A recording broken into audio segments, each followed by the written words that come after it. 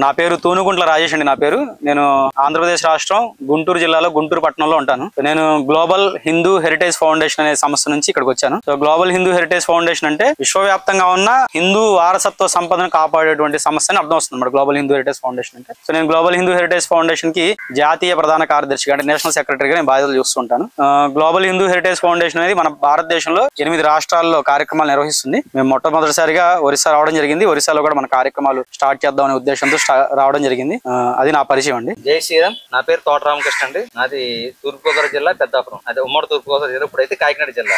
నేను పెద్దాపురం నుంచి నేను ధర్మ కార్యక్రమాలు చేస్తూ ఏజెన్సీ ప్రాంతాల్లో చాలా మంది మత్స్యకారులని ముఖ్యంగా గిరిజనుల్ని టార్గెట్ చేశారు. అంటే భారతదేశాన్ని ఇలా కబలించాలని, బయట నుంచి ఇలా చుట్టుముట్టాలని ఆ ప్రాంతాల్లోనే నేను ధర్మ కార్యక్రమాలు చేస్తాను. నేను గ్లోబల్ హిందూ హెరిటేజ్ ఫౌండేషన్ నుంచి ఆ ఏరియా ఉమ్మడి తూర్పుగోదావరి జిల్లా అలాగే ఈ ఏజెన్సీ అల్లూరు సీతారాం జిల్లా కార్యక్రమాలు పర్యవేక్షిస్తుంది. జై సార్, నా పేరు రాజన్ బొందిరాజు. జై శ్రీరామ్. నా పేరు అవుతుంది వంకా మెషియన్. నా పేరు గోపి అండి. అందరికీ జై స్వార్. నా పేరు సూరిబాబు. అందరికీ నమస్కారం. నా పేరు గోసలప్పన్న. నా పేరు బొమ్మిడి సన్యాసి. నా గ్రామం అవుతుంది పురి. నా పేరు శ్రీనన్న. నా పేరు వీర్రాజు. జై శ్రీరామన్న. నా పేరు సాంబా. జై శ్రీరామన్న. నా పేరు సతీష్. నేను పూర్లో ఉంటాను. నా పేరు రమేష్. ఇక్కడ మేము స్వాధ్యాయ పరివారంలో ఉంటాం. ముందు చాలా నాకు సంతోషంగా అనిపించిన ఒక విషయం ఏంటంటే, మేము ఎక్కడ ఏ ప్రదేశానికి వెళ్ళినా సహజంగా రామకృష్ణ గారు కావచ్చు, నేను అవచ్చు, ఓనమాల దగ్గర నుంచి మొదలు పెట్టాలి ఎక్కడైనా కానీ. ఎందుకంటే అసలు మనం హిందుత్వం అంటే ఏంటి, హిందువులుగా ఉండాల్సిన అవసరం ఏంటి, ఈ ఓనమాల దగ్గర నుంచి అలాని చెప్పుకుంటూ రావాలి. కాబట్టి ఇక్కడ ఉన్న వాళ్ళందరూ గ్రాడ్యుయేట్సే కాబట్టి ఆ బాధ లేదు. ఫస్ట్ మనం హిందువుగా ఎందుకు ఉండాలి, దేశం గురించి కానీ ధర్మం గురించి కానీ మీరు అందరూ చాలా అద్భుతంగా మాట్లాడుతున్నారు. ఇంకా మాకంటే ఎక్కువ స్థాయిలో మాట్లాడుతున్నారు. అందరికీ సంతోషం. నాకు ఇంతవరకు కూడా నాకు స్వాధ్యాయ పరివార్ కానీ దాదాజీ గారి గురించి కానీ నాకు తెలియదు. నిన్న రాత్రి చిట్టిబాబు గారు మొట్టమొదటిగా వారి మాటలో నాకు పరిచయం అయింది. ఆ తర్వాత వచ్చేటప్పుడు దారిలో వారితో మాట్లాడడం కానీ, ఇప్పుడు పెద్దవాళ్ళు మాట్లాడడం కానీ మీరు అందరూ చెప్పింది విన్నప్పుడు నాకు నిజంగా చాలా అంటే చాలా సంతోషంగా అనిపించింది. అయితే మీ అందరికీ బాగా తెలిసిన పరిచయమైనటువంటి గ్రంథం భగవద్గీత. దీని నుంచే నేను చెప్పాలనుకున్న అంశం మొదలు పెడదామని అనుకుంటున్నాను. ముందుగా మీకే ఒక ప్రశ్న, స్వాధ్యాయి పరివార్ అనే పదానికి అర్థం ఏంటి? స్వాధ్యాయి అనగా ఏంటంటే, స్వాధ్యాయం అంటే స్వ అంటే నేను కదా, అధ్యాయం అంటే నా గురించి. మొదట ఒక జీవనం అనేది ఒక పెద్ద గ్రంథం అనమాట. దాన్నే తెలుసుకోవాలి. ముందు మనం ఎన్ని బుక్కులు చదివేది కాదు, మన జీవనాన్ని మనం అధ్యయనం చేసుకోవాలి. ఒక మనిషి యొక్క డే ఎలా మొదలవుతుంది, ఎండ్ ఎలా అవుతుంది అన్న విషయానికి స్వాధ్యాయ పరివారం ఒక నిదర్శనం అనమాట. డే ఎలా మొదలవుతుందంటే, ఉదయాన్నే మన అరచేతుల్లోనే ఉంది లక్ష్మీ సరస్వతి గోవిందుడు అని చెప్పి స్టార్ట్ చేసి చివరికి మళ్ళీ రాత్రి పడుకునే సమయంలోనే విశ్రాంతి అయిన నిద్ర కావాలి అనే ఒక సంకల్పంతో కృష్ణాయ వాసుదేవాయ అనే మంత్రంతో మనకు ఒక డేను ముగించే పద్ధతే ఈ స్వాధ్యాయ పరివారం. సంతోషం. అలాగే భగవద్గీత చదవగలిగే వాళ్ళు ఎవరున్నారు ఇక్కడ? మీరు చదువుతారు గురుగారు. 3వ అధ్యాయం 35వ శ్లోకం. శ్రేయన్ స్వధర్మో విగుణ పరధర్మో స్వనిష్టత స్వధర్మో నిధనం శ్రేయ పరధర్మో భయావహ. దాని భావం మాకు అర్థమయ్యేలా కొంచెం చెప్పండి. పరధర్మమునందు ఎన్నో సుగుణములు ఉన్నను, స్వధర్మమునందు అంతగా సుగుణములు లేకున్నాను, చక్కగా అనుష్ఠింపబడు ఈ ఆ పరధర్మము కంటేను స్వధర్మచరణమే ఉత్తమము. స్వధర్మాచరణమునందు మరణించుడే శ్రేయస్కారము. పరధర్మాచారణం భయావహం లాంటిది. మన తల్లి కుంటిదేమని, కురుబిదేమని, గుడ్డిదేమని, గోనిదేమని మన తల్లిని కాదని పరతల్లిని వెళ్ళి తల్లి అని మనం అనగలం. ధర్మం కూడా అటువంటి దాని కొరకు ఇది ఇచ్చారు.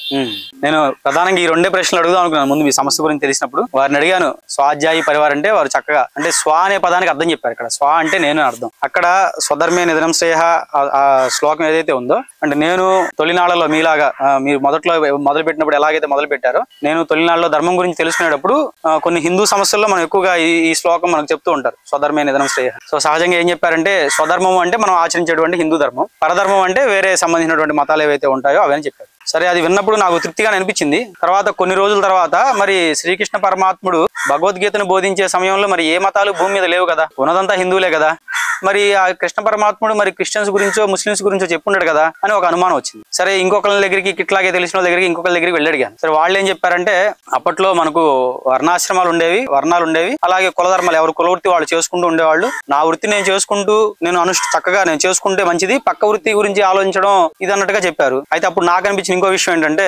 సాక్షాత్తు భగవంతుడు వృత్తుల గురించి చెప్తాడా? ఇది ఎందుకో తృప్తిగా లేదంటే ఆ సమాధానానికి తృప్తి చెందల. అలా వెళ్తూ ఉంటే ఇప్పుడు ఎలాగైతే దాదాజీ గారు ఉన్నారో, శ్యామాచరణ లాహిరి మహాశైలి అని ఒక గొప్ప ఋషి ఉన్నారండి. ఒక ఆయన మహావతార్ బాబాజీ శిష్యులు అనమాట. ఆయన ఇప్పుడు లేరు, చాలా కాలం క్రితం ఉండేవాళ్ళు. ఆయన కొన్ని శ్లోకాలకి తాత్పర్యం రాశారు మన భగవద్గీతలో. స్వధర్మి అంటే ఇందాక వారు ఏదైతే చెప్పారో స్వ అంటే నేనంటే ఇక్కడ ఎవరండి? శరీరమా? ఆత్మ. అంటే ఏదైతే ఆత్మ కొరకు మనం అనుష్ఠించేటువంటి ధర్మం ఏదైతే ఉంటుందో అది స్వధర్మం. పర అంటే ఇక్కడ బయట వాళ్ళు ఎవరో కాదు, శరీరమే పర. ఈ శరీర పోషణ కోసం మనం ఏదైతే చేసుకుంటూ ఉంటామో అది చక్కగా అనుష్ఠించబడుతున్నప్పటికీ, అంటే బాగా తింటున్నాము, ఆరోగ్యంగా ఉంటున్నాము, పిల్లలతో సుఖంగా సంతోషంగా అనుష్ఠించబడుతున్నప్పటికీ చక్కగా ఆత్మకు సంబంధించినటువంటి మనం సాక్షాత్కారం కోసం చేసేటువంటి పని కుంటి నడకలో నడుస్తున్నప్పటికీ కానీ స్వధర్మం అంటే ఆత్మని తెలుసుకోవడం కోసం చేసేటువంటి క్రియే స్వధర్మము. పరధర్మం అంటే ఈ శరీరంతో సంబంధం ఉన్నది ఏదైనా కానీ పరధర్మమే. అది దాని యొక్క అర్థం అదనమాట. అంటే ఈ రెండు విషయాలతో నేను స్టార్ట్ చేద్దాం అనుకున్నాను. అంటే మనం ఏదన్నా ఒక విషయం తెలుసుకునేటప్పుడు అంటే నేను మీ అందరికీ చెప్పగలిగే స్థాయి నాది కాదని నేను అనుకుంటున్నాను. ఎందుకంటే మీరు భగవద్గీత గురించి ప్రతిరోజు మాట్లాడుకుంటే మేము ఎవరిగా మాట్లాడుకుంటూ ఉంటాము.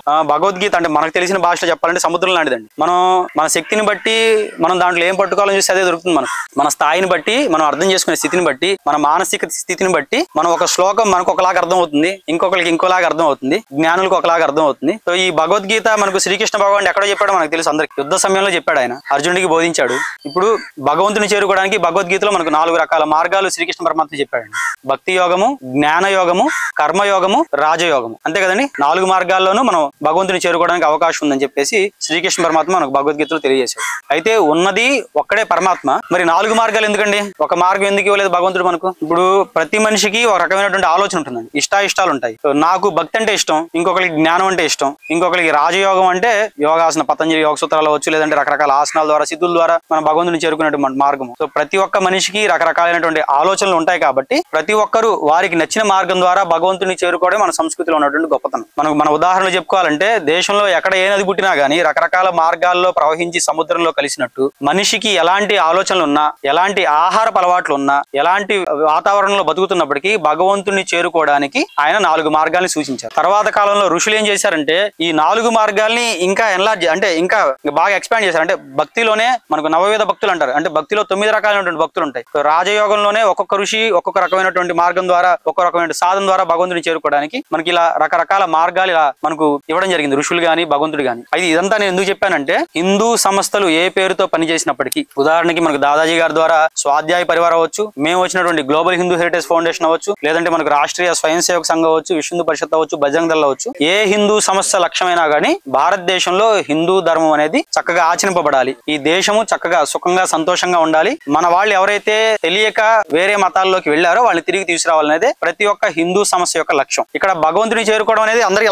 లక్ష్యం ఒక్కటే అయినప్పటికీ చేరుకోవడానికి రకరకాల మార్గాలు ఎలాగైతే ఉన్నాయో ప్రతి ఒక్క సమస్యకి వివిధ రకమైనటువంటి కార్యాచరణ ఉంటుంది. ఇప్పుడు మనకు రామాయణంలో ఒక ఘట్టం ఉంటుంది. రాముల వారు కొంచెం వయసు చిన్నగా ఉన్నప్పుడే ఒక మహర్షి వచ్చి యాగాన్ని కాపాడడం కోసం తీసుకువెళ్తాడు. ఎవరైనా? విశ్వామిత్రుడు మహర్షి. అప్పుడు రాముల వారికి ఎంత వయసు ఎవరికైనా అవగాహన ఉందండి? సుమారుగా 12 సంవత్సరాలు 13 సంవత్సరాల వయసు ఉంటుంది. అయితే ఇప్పుడు విశ్వామిత్రుడికి శక్తి లేదా? ఉంటుంది. ఆయన పాత రోజుల్లో ఋషులు యజ్ఞాలు అనేది లోక కళ్యాణం కోసం చేసేవాళ్ళు. ఇప్పుడు మనం దీన్ని యజ్ఞం అని అనుకుందాం, ఇది జ్ఞాన యజ్ఞం జరుగుతుంది. మరి ఇందాక ఎవరన్నారో కరెక్ట్ గుర్తులేదు సోదరులు, ఎవరితో మనం విభేదాలు లేకుండా చక్కగా మీరే అన్నట్టున్నారు. అంటే ఎవరిని ద్వేషించకుండా, ఎవరిని చేయకుండా శాంతి మార్గంలో మనకున్నటువంటి జ్ఞానాన్ని మనం నలుగురికి పంచిపెడుతూ ఉంటాం. మరి రాముల వారు ఉన్న కాలంలోనే రాక్షసులు ఉండేవాళ్ళు. ఏవైతే తపస్సులు జరుగుతుండేయో లేదంటే యజ్ఞాలు జరుగుతుంటే వాటిని కదిలిస్తూ ఉండేవాళ్ళు, బాగా ఇబ్బంది పెడుతూ ఉండేవాళ్ళు. మరి విశ్వామిత్ర మహర్షి కూడా తీసుకెళ్ళింది అందుకే కదా. ఆయన యజ్ఞం చేస్తుంటే మరి ఆయన అంత పెద్ద తపస్సంపన్నుడు, ఆయన కావాలంటే ఆ రాక్షసులను సంహారం చేయగలడు. కానీ యజ్ఞం చేసేటప్పుడు వేరే కార్యాలు చేయరు కాబట్టి యజ్ఞంలో నిమగ్నమై ఉంటారు కాబట్టి ఆ యాగ రక్షణ కోసం రాముల వారిని తీసుకొని వెళ్తారు. ఇది మనందరికీ తెలిసిన విషయం. మరి ఆ యుగంలోనే మంచి కార్యాలు చేస్తుంటే చెడగొట్టే వాళ్ళు అంతమంది ఉంటే మరి నేడు కలికాలం మరి ఇలాంటి జ్ఞాన యజ్ఞాలు ఎన్నో జరుగుతుంటాయి. వీటిని చెడగొట్టడానికి ఎంతమంది రాక్షసులు ఉంటారు? మనకు అంటే పెద్దలు చెప్తుంటారు, మీరు అందరూ వినే ఉండొచ్చు. ఒకప్పుడు రాక్షసులు అంటే ఎక్కడో ఉండేవాళ్ళు, ఈ రోజు కలికాలం అంటే బయట ఎక్కడ అడవుల్లో ఉంటారు, మన చుట్టే ఉంటారు, మనలో కూడా ఉంటారు.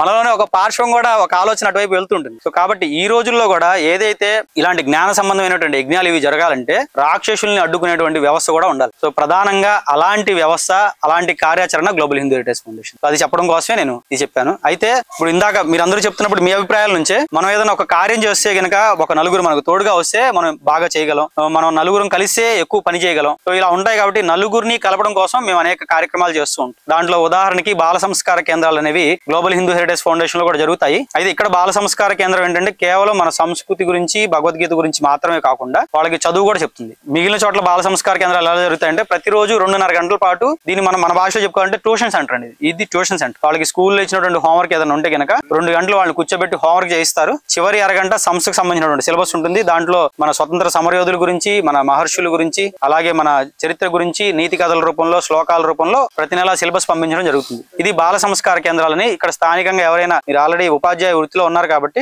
అలా ఎవరైనా చదువు చెప్పగలిగే వారు ఉంటే సంస్థ తరపున వారికి కొంత గౌరవవేతనం ఇచ్చి పిల్లలకి చదువు చెప్పించేటువంటి వ్యవస్థ అండి బాల సంస్కార కేంద్రం.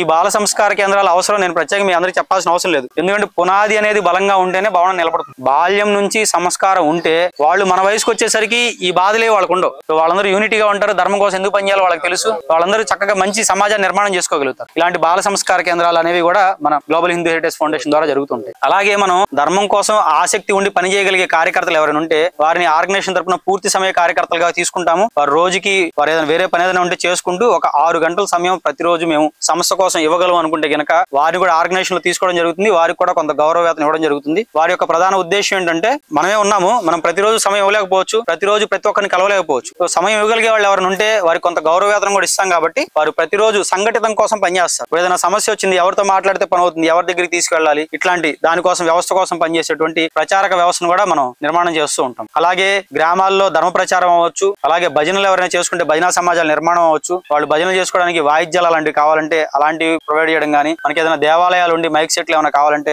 మైక్ సెట్లు ఇవ్వడం కానీ, మీరు ఇందాక ఏదైనా అన్నట్టుగా ఏదైనా గొడవలు ఎట్లయితే ఇబ్బంది పడితే ఏదైనా గొడవ జరిగినప్పుడు కార్యకర్త ఇబ్బంది పడతాడు. ఆ నొప్పి కార్యకర్త తీసుకోవాలి, మిగిలిన సభ్యులు ఎవరు తీసుకోలేరు. మీ మీద దెబ్బ పడింది, ఆ నొప్పి మీరు మాత్రమే భరించగలరు. కాకపోతే మీరు నిలబడడానికి మీరు స్థానికంగా ఏదైనా లీగల్ సపోర్ట్ ఏదైనా కావాలంటే దానికి సంబంధించి కూడా సంస్థ నుంచి సహకారం అట్లా లీగల్ సపోర్ట్ ఇవ్వడం కానీ, సో ఇట్లా అనేకమైనటువంటి కార్యక్రమాలు జరుగుతున్నాయండి. ఒక్క రోజులో చెప్పగలిగే ఇది కాదు. చాలా చోట్ల చాలా కార్యక్రమాలు, దోపదీప నైవేద్యాలు అవ్వచ్చు, హిందూ ధర్మం నుంచి వెనక్కి వెళ్ళిపోయిన వాళ్ళని వెనక్కి తీసుకురావడానికి గర్వాప్సి కార్యక్రమాలు అవ్వచ్చు. ఇలా గ్లోబల్ హిందూ హెరిటేజ్ ఫౌండేషన్ ద్వారా చాలా కార్యక్రమాలు జరుగుతున్నాయి. సో ప్రధానంగా ఏదైనా శరీరానికి రోగం వస్తే మెడిసిన్ మనం ఎలాగైతే వేస్తామో వ్యవస్థకి ఈ రోగం అనేది పట్టింది కాబట్టి దానికి మెడిసిన్ లాగా పనిచేసేటువంటి సంస్థ global Hindu heritage foundation. So ముందు ముందు ఇక్కడ మన స్థానికంగా కూడా కార్యక్రమాలు విస్తరిద్దాం అనుకుంటున్నాము. అప్పుడు ఇంకా సమస్య గురించి ఇంకా పరిచయం అవుతుంది. నేను వేరే విషయాల గురించి ఎందుకు చెప్పట్లేదంటే అన్ని మీకు తెలిసిన విషయాలే. అందుకని సమస్య గురించి కొంత పరిచయము, అలాగే భవిష్యత్తులో మీరందరూ ఏదైతే చెప్పారో ఖచ్చితంగా మీ ఆలోచనలో ఏవైతే ఈ వ్యవస్థలో మన దగ్గర ఇది లోపం ఉంది అది ఉందో ఆ ప్రతి ఒక్కటి కూడా మనం ఆల్రెడీ చేస్తున్నామండి. ఆ విధమైనటువంటి ఏర్పాటు కూడా మనం ఖచ్చితంగా ఇక్కడ ఏర్పాటు చేయగలని నమ్మకం ఉంది. రెండోది ఇందాక సోదరులు చెప్పినట్లుగా మీరు ఒకవేళ స్థానికంగా ఏదైనా ఒక స్కూల్ ఏదైనా మీరు ఏర్పాటు చేసుకుంటా అంటే కనుక దానికి కూడా మేము సంస్థ నుంచి ఖచ్చితంగా సహకారం అందిస్తాం.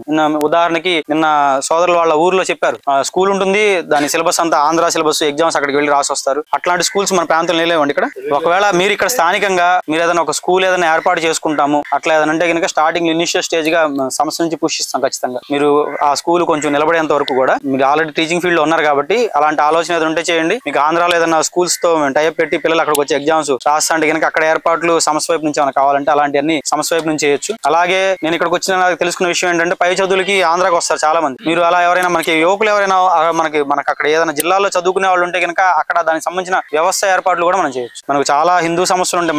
మన సంస్థ ద్వారానే కాకపోవచ్చు. ఉదాహరణకి రాష్ట్రీయ స్వయం సేవక్ ఉంది, ప్రతి జిల్లాలో కూడా కార్యాలయాలు ఉంటాయి. ఆ కార్యాలయాలు దూరం నుంచి వచ్చి చదువుకునే పిల్లలకి భోజన వ్యవస్థ, వసతి వ్యవస్థ ఉంటుంది. ఏబీపీ కార్యాలయాలు ఉంటాయి. మన పిల్లలు ఎక్కడైనా మనకు ఆంధ్ర వైపు వచ్చి చదువుకోవాలని ఎక్కడైనా ఉంటే కనుక అలాంటి వ్యవస్థకు సంబంధించినటువంటి ఏర్పాటు కూడా మన సంస్థ వైపు నుంచి మిత్ర సంస్థలతో కలిసి చేసే ఏర్పాటు ఉంటుంది. మనం బలంగా ఉండే చోట మనమే పిల్లలకి అకామిడేషన్ కూడా ఏర్పాటు చేయగలం. ఇది సంస్థకు సంబంధించిన పరిచయం అండి. మిగిలిన విషయాలు రామకృష్ణ గారు మీకు తెలియజేస్తారు. జై శ్రీరామ్ అండి. ఇప్పుడు రాజేష్ గారు చెప్పారు కదా సంస్థ ఏ కార్యక్రమాలు చేస్తుందో, దానికి మనం మన గ్రామం నుంచి ఏం చేయగలం అన్నది అందరు సహకారం తీసుకుని కూడా నిర్ణయించుకోవాలి. అలాగే ఇక్కడ నుంచి కూడా ఫుల్ టైం చేసే ఒక కార్యకర్త, ఎందుకంటే ధర్మంకి చాలా దాడి జరుగుతుంది. అందరూ పనులు చేసుకుని వచ్చి మళ్ళీ ధర్మాన్ని కాపాడాలి, దీనికోసం తిరగాలంటే అవ్వని పని కాబట్టి ఈ రోజు అవి పెరుగుతున్నాయి. మనలో కూడా ఆ వ్యవస్థ లేకపోవడం వల్ల సంఘటితం అవ్వలేకపోతున్నాం. అదృష్టవశాత్తు ఇక్కడ కార్యం జరుగుతుంది కాబట్టి చాలా సంతోషదగ్గ విషయం. కానీ ఇలాంటి లేని చోట కూడా మేము ఇలాంటి కార్యకర్తల ద్వారానే ధర్మం రక్షించే ప్రయత్నం చేస్తున్నాం. దానికి ఇదే కాకుండా చుట్టుపక్కల ఉన్న గ్రామాల్లో ఎవరైతే మన వాళ్ళు ఉన్నారో, హిందువులు ఉన్నారో, వాళ్ళందరినీ కలుపుకుంటూ పోయి ఒక వ్యవస్థను నిర్మించుకుని మన కార్యం జరిగేటప్పుడు కార్యం పని, తర్వాత ఏదైనా విషయం వచ్చినప్పుడు అందరూ సంఘటితమై ఈ పని కూడా చేయడానికి మీరందరూ కలిపి ఒక యూనిటీగా రావాలి. అంతా ధర్మం కోసం చేసే పని, వేరేది కాదు. గ్లోబల్ హిందూ హెరిటేజ్ ఫౌండేషన్ అంటే అది ఆస్తి కోసం చేసేది కాదు, ధర్మం కోసం. గ్లోబల్ హిందూ హెరిటేజ్ ఫౌండేషన్ కావాల్సింది ధర్మం, అలాగే కార్యానికి కూడా అదే కావాలి. దానికి అందరూ కలిసికట్టుగా మనం ఇక్కడ హిందూ సమాజం నిర్మాణం అంటే మన తమ్ముడు చెప్పారు, తమ్ముడికి ఏదో విషయం వస్తే ఒక అయిపోయాడు అని చెప్పి పక్కన వారు చెప్తున్నారు, తను చెప్పుకుంటలేదు. అంటే అది జరిగింది కదా, అది అవగాహన ఉంది. అలాంటి పరిస్థితులు భవిష్యత్తులో రాకుండా మనం చూసుకోవాలంటే ముందు మన వాళ్ళందరికీ దేనికోసం నిలబడాలి, మనం దేనికోసం చేయాలి. భక్తితో పాటు ఈ విదేశీ పాషాణ మతాలను ఎదిరించే శక్తి కూడా కావాలి. ఆ శక్తి కోసం మన గ్లోబల్ ఇండియా హెరిటేజ్ ఫౌండేషన్ పనిచేస్తుంది. దానికి గ్రామాల నుంచి మీరందరూ సహకరిస్తే మంచి హిందూ సమాజాన్ని మనం నిర్మించవచ్చు. మన రాబోయే భవిష్యత్తు తరాలకి, మన పిల్లలకి మంచి సమాజాన్ని అందించవచ్చు. ఈ విదేశీ విష మతాలు తగ్గించి మంచి హిందూ సమాజాన్ని మనం అందించవచ్చు. దానికోసం మేము ఈ క్షేత్ర స్థాయిలో అంటే గ్రామాన తిరుగుతూ చేసే కార్యక్రమాలు ఎక్కువ మేము చేస్తాం. మనది సోషల్ మీడియా గురించి కట్టే తక్కువ ఉంటది, గ్రామాల్లో పని ఎక్కువ ఉంటది. అని కావాల్సింది ఏంటంటే మనకి దెబ్బ ఎక్కడ తగులుతుంది, గ్రామాల్లో తగులుతుంది. అందుగురించి ఎక్కడ దెబ్బ తగిలితే అక్కడే మందు రాయాలన్నది మా సంస్థ యొక్క సిద్ధాంతం. దాని గురించి ఎక్కడైతే ఇబ్బందులు పడుతున్నారో, ముఖ్యంగా మత్స్యకారులు ఉండే ప్రాంతాలు, గిరిజనులు, వీరు అమాయకులు, కష్టజీవులు, వీళ్ళకి వచ్చే కష్ట నష్టాలను ఆసరా చేసుకుని వీళ్ళకి మాయ మాటలు చెప్పి ప్రలోభ పెట్టి మొత్తం మార్చే ప్రయత్నం జరుగుతుంది. అలాగే చాలా మందిని మార్చారు. మార్చిన గ్రామాల్లో వాళ్ళు బాగుపడలేదు. ఎవరైతే మార్చడానికి వచ్చాడో వాడు బాగుపడుతున్నాడు. వాడు డొక్క సైకిల్ కర్రల సంచి పట్టుకుని వస్తాడు, జబ్బల సంచి పట్టుకుని వస్తాడు. వచ్చాక ఆడు ఒక 2-3 సంవత్సరాల తర్వాత ఆడు పెద్ద బిల్డింగ్ కడుతున్నాడు. కానీ వాడిని నమ్మి వెళ్ళిన మన అమాయకులు ఉంటారు కదా, వాళ్ళందరూ ఏ పూరి గుడిసెలు ఉన్నారో అదే పూరి గుడిసెలు ఉంటారు. కానీ వీడు బిల్డింగ్ కడతాడు, కారు కొంటాడు. ఇంకెలా వీడి పిల్లలే చెప్పారు కదా, అమెరికాలో చదువుతారు, లేకపోతే పెద్ద పెద్ద సిటీలో చదువుతారు. కానీ ఎవరైతే ఈ పాస్టర్ ని బతికిస్తున్నారో, మన మతం మారి వెళ్ళి వాళ్ళ పిల్లలు ఇప్పటికీ కూడా కష్టపడుతూనే ఏ స్థితిలో ఉన్నారో ఆ స్థితిలో ఉన్నారు, బాగుపడలేదు. మతం మార్చేది వాడు దేనికంటే వాడు బాగుపడడానికి, వాడు సుఖంగా ఉండడానికి విదేశీలతో చేతులు కలిపి ఈ దేశాన్ని విదేశీల చేతుల కింద మళ్ళీ పెట్టడానికి వాడు ప్రయత్నం చేస్తున్నారు. అది తెలియక మన వాళ్ళు మారిపోతారు. అలాంటి పరిణామాలు జరగకుండా పెరగకుండా మనకి కూడా ఇప్పుడు పశ్చిమ బెంగాల్లో ఏం జరుగుతుంది, హిందువులు కొడుతున్నారు కదా, మన దేశంలో మన వాళ్లే శరణార్థులుగా ఒక స్కూల్లో కూర్చి ఉన్నారు. అలాంటి పరిస్థితి మనకు రాకూడదంటే మనం ఈ రోజే సంఘటితం అవ్వాలి. అంటే అనేక రకాల అందరు హిందువులందరికీ భక్తి ఉంటది. అది ఎక్కడి వరకు ఉంటది అంటే పూజ గది వరకు ఉంటది. మనది ఒక శక్తి కింద మారాల. శక్తి కింద మారాలంటే ఆ పూజ గదులు పూజ చేసుకుని వచ్చి మన ధర్మం గురించి మాట్లాడుకుంటూ ఉండాలి. అక్కడ ఇలా జరుగుతుంది, అలాంటి పరిస్థితి రాకూడదు అనుకుంటే మనం ఏం చేయాలి, ఈ ఆలోచన చేస్తుంటేనే మనకి ఏం చేయాలన్నదే మనకి అర్థమవుతుంది. అంటే మతం మారడం వల్ల అక్కడ వాళ్ళందరూ మన వాళ్లే మతం మారి మనల్ని చంపుతున్నారు. బయట వారు కదా చంపేది. అక్కడ మారిన వాళ్ళందరూ 10 సంవత్సరాలు 20 సంవత్సరాలు లేకపోతే ఒక 50 సంవత్సరాల కింద హిందువులే కదా, హిందువులే ముస్లింలు కానీ క్రిస్తువులుగా మారుతున్నారు, క్రైస్తవులుగా మారుతున్నారు. వారే కదా మనల్ని అనదొక్కడం, కేసులు పెట్టడం, చంపడం ఇవన్నీ చేసేది. బయటోడు కాదు. వివేకానందులు గారు మాట చెప్పారు, ఒక హిందువు తగ్గిపోతే మనకి ఒక సంఖ్య తగ్గినట్టు కాదండి, ఒక శత్రువు పెరిగినట్టు. అందు గురించి ఎంత ఆ విదేశీ మతాలు పెరిగితే అంతమంది శత్రువులు మనకు పెరిగినట్టు. మన శత్రువులు పెంచుకోవాలా తగ్గించుకోవాలా? తగ్గించుకునే ప్రయత్నం చేయాలంటే ముందు పెరగకుండా ప్రయత్నం చేద్దాం. పెరగకుండా ప్రయత్నం అంటే ఉన్న వాళ్ళందరికీ మన ధర్మం గురించి తెలియజేద్దాం, మనం తెలుసుకుందాం, మన సంఘటితం ఎలా అవ్వాలా, ఎలా మనం రక్షించుకోవాలన్నది మా గ్లోబల్ ఇండియా హెరిటేజ్ ఫౌండేషన్ మీకు అన్ని వివరాలు తెలియజేస్తుంది. దాన్ని బట్టి మనం పనిచేసుకుంటూ వెళ్తే మనం ఈ ధర్మాన్ని కాపాడుకోవడానికి ఏం చేయాలన్నది తెలుస్తుంది. అలాగే ముందు మన హిందువులందరినీ మతం మారకుండా కాపాడి తర్వాత మనకు ఒక శక్తి వచ్చాక అటు వెళ్ళిన వాడికి అందులోకి వెళ్ళినా సరే కష్ట నష్టాలు కామనే, మారో. పాస్టర్ కి బాగుంటుంది తప్పించి వీళ్ళకి ఎంత కామనే. ఏదో రోజు వాడు కూడా తెలుసుకుంటాడు. తెలుసుకున్నప్పుడు వాడికి ఒక 4 మంచి మాట, ఒరే నువ్వు వెళ్ళినా అదే ఉంటదిరా, వెళ్ళబోయినా అదే ఉంటదిరా. కాకపోతే కర్మ అన్నది చేసుకునే కొద్ది మంచి కర్మలు చేస్తే మంచి ఫలితాలు ఉంటాయి, చెడు కర్మలు చేసుకుంటే చెడు ఫలితాలు ఉంటాయి. మన కర్మ సిద్ధాంతం అంటే భగవద్గీత చెప్పింది. దాన్ని బట్టి మీరు స్వధర్మంలోకి వచ్చేసి మీరు మంచి కర్మలు చేసుకుని మీకు అంత మంచి జరుగుతుంది అని చెప్పి వారు ఏ పరిస్థితులతో వెళ్ళారో ఆ పరిస్థితులు తగ్గట్టు మనకు వాళ్ళకి అవగాహన కల్పించి మళ్ళీ వెనక్కి తీసుకురావచ్చు. మన గ్లోబల్ ఇండియా హెరిటేజ్ ఫౌండేషన్ ముఖ్యంగా చేసేది గర్భాఫీసీ కార్యక్రమాలు. అంటే క్రిస్టియానిటీలోకి వెళ్ళిన వాళ్ళని, అటు వెళ్ళి మోసపోయిన వాళ్ళకి నిజాన్ని గ్రహించినట్టు వాళ్ళకి తెలియజేసి వెనక్కి తీసుకొస్తాం. అలాగా మీరందరూ మన గ్లోబల్ హిందూ హెరిటేజ్ ఫౌండేషన్ తో చేతులు కలిపి మనదంతా ధర్మ కార్యక్రమం కాబట్టి అందరూ కలిసికట్టుగా పనిచేస్తే మీరు ఏదైతే కోరుకుంటున్నారో ఆ సమాజం మనం నిర్మించడానికి కొంత త్వరగా అవుతుంది. అందరూ కలిస్తేనే కదా మనకి బలం పెరుగుతుంది. ఈ ధర్మ రక్షణలో గ్లోబల్ హిందూ హెరిటేజ్ ఫౌండేషన్ తరఫున పాల్గొందాం. ఏదైనా చేసే ధర్మం కోసమే. అక్కడ భక్తి నేర్చుకుంటాం, ఇక్కడ శక్తిని పెంచుకుంటాం. దాని గురించి ఎవరో ఇక్కడ కొద్దిగా వాళ్ళకి కుదిరిన దాన్ని బట్టి మాకు కుదిరిన బట్టి ఒకరినో ఇద్దరినో మేము అక్కడ కలిపి ఏర్పాటు చేసుకుంటాం. ఎవరైనా సరే మేము సెలెక్ట్ చేసుకున్న వారికి కొద్దిగా మీరు అందరూ సహకరించి మన ధర్మం కోసం నిలబెడితే తద్వారా మనం ధర్మ రక్షణ కార్యక్రమం చేసుకోవచ్చు. అలాగే బాల సంస్కార కేంద్రాలు మేము చెప్పాం కదా, మన పిల్లలకి చదువుతో పాటు సంస్కారాలు అలాగే మన భక్తి కూడా నేర్పించవచ్చు. ఇంకా అన్ని ఇందులో అయితే ఇవన్నీ ఉంటాయండి. ఎందుకంటే మన పిల్లలు బయట ట్యూషన్ సెంటర్కి వెళ్ళాలంటే నెలకు 500 300 ఇలాగా ట్యూషన్ పెట్టించుకుంటున్నారు మా పిల్లలకి చదువు రావాలని. మన హిందువుల పిల్లలకి అటువంటి ఇబ్బంది లేకుండా, ఇక్కడ అందరూ పేదలే కదా, అటువంటి ఇబ్బంది లేకుండా వాళ్ళకి చదువు కూడా చెప్పామనుకోండి ముందు వాళ్ళు మంచి జ్ఞానవంతులు అవుతారు చదువు వల్ల. క్రైస్తవులు ఎంచుకునే 2 మార్గాలు విద్య, వైద్యం. ఎందుకంటే పిల్లల్ని బాల్యంలోనే చిదిమేస్తారు, వాళ్ళ బాల్యాన్ని విషబీజాలు నడుతారు బాల్యంలో. వైద్యం ఎందుకంటే మనిషి శారీరకంగా బలహీనంగా ఉన్నప్పుడు మనసు కూడా బలహీనంగానే ఉంటుంది. ఆ సమయంలో ఏదో మాట చెప్పి నువ్వు నమ్ముకోమ్మా అని ఒక రాయేస్తారు. 10 మందిలో ఒక 4-5 మంది తగులుతుంది, చిన్నగా లాక్కుంటారు. అదే నేను ఇందాక మొదట్లో నేను ఆ 2 ప్రశ్నలు అడిగిన కారణం కూడా అదేనండి. స్వాధ్యాయ అంటే అర్థం, మనకు ఆ శ్లోకానికి అర్థం 2 ఎందుకు అడిగానంటే ఒక విషయాన్ని మనం ఎలా అర్థం చేసుకుంటున్నాం అనేది చాలా ముఖ్యం. ఇప్పుడు భగవద్గీత బోధించినటువంటి కృష్ణ పరమాత్ముడు యుద్ధం చేయమని చెప్పాడు చివరికి అర్జునుడు. భగవద్గీత సాక్షాత్తు పరమాత్ముడి నోటి వెంట విన్నటువంటి అర్జునుడు కూడా యుద్ధమే చేశాడు.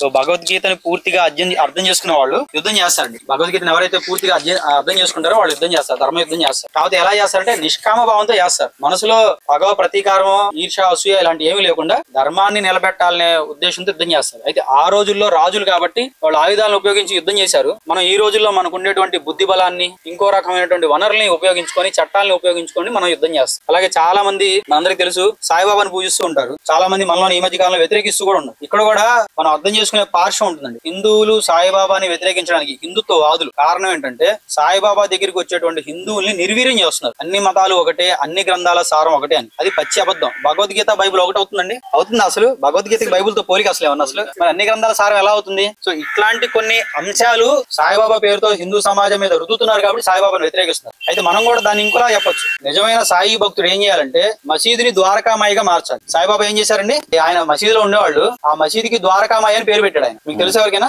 మసీదులో రోజు దీపారాధన చేసేవాడు. నిజంగా సాయి భక్తుడు ఏం చేయాలి, మసీదులు ద్వారకామాయిలుగా మార్చాలి, మసీదులో దీపాలు పెట్టాలి. అప్పుడు వాళ్ళు సాయి భక్తులు. గుళ్ళని మసీదులు చేస్తే ఎట్లా వాళ్ళు?